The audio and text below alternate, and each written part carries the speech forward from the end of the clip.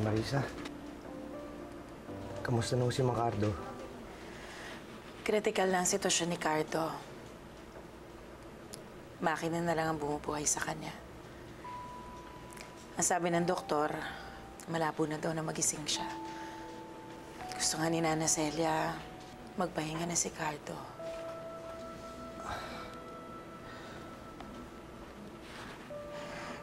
Kayo po, ano pong desisyon ninyo? Lyndon, buhay na ni Cardo ang pinag-uusapan dito. Buhay ng asawa ko. Mama Risa, sana po, huwag muna kayo mawala ng pag-asa. Dahil ako nasisiguro ko nagagaling si Macardo at malalagpasan niya ang lahat ng to. Salamat, Lyndon. Ang daming problema ng pamilya namin. Pati yung magpapalakad nitong kumpanya, hindi ko na maasikaso dahil sa pag-aalaga ko kay Cardo. Ito naman mga nakaraang araw na to. Hindi ko na naman maasahan si Lucille.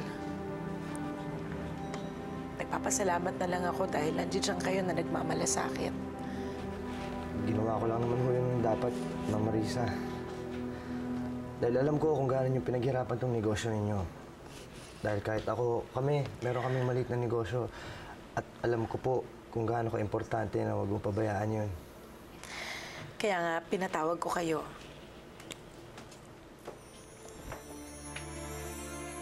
So, dahil gusto kong hingin ng kooperasyon yung lahat para magtuloy-tuloy ang pagpapatakbo nitong kumpanya natin. In the next few days, medyo wala muna ako dito. Wala muna kami dito. May krisis ang pamilya namin na kailangan naming harapin. Lyndon, ikaw muna magpapatakbo ng kumpanya. Pansamantala. Ikaw na rin ang mamamahala ng project natin na kasama si Mr. Ferrer. Mama Risa, nagbibiro ba kayo?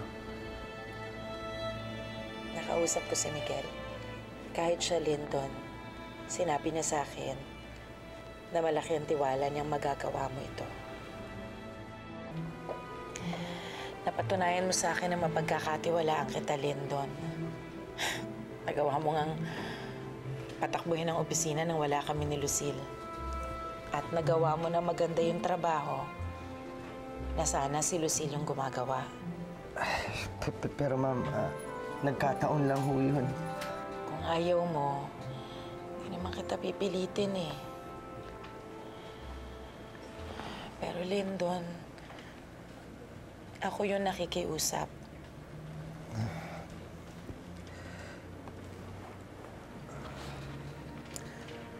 Mahal ko rin tong kumpanyang ito. Ayoko naman kung sino-sino lang yung mamahala nito. Kung pwede nga sana, ako na lang eh. Pero siguro naman naiintindihan mo yung sitwasyon ko ngayon. Maasahan ko ba ang tulong mo? Opo, Mama Risa. Salamat.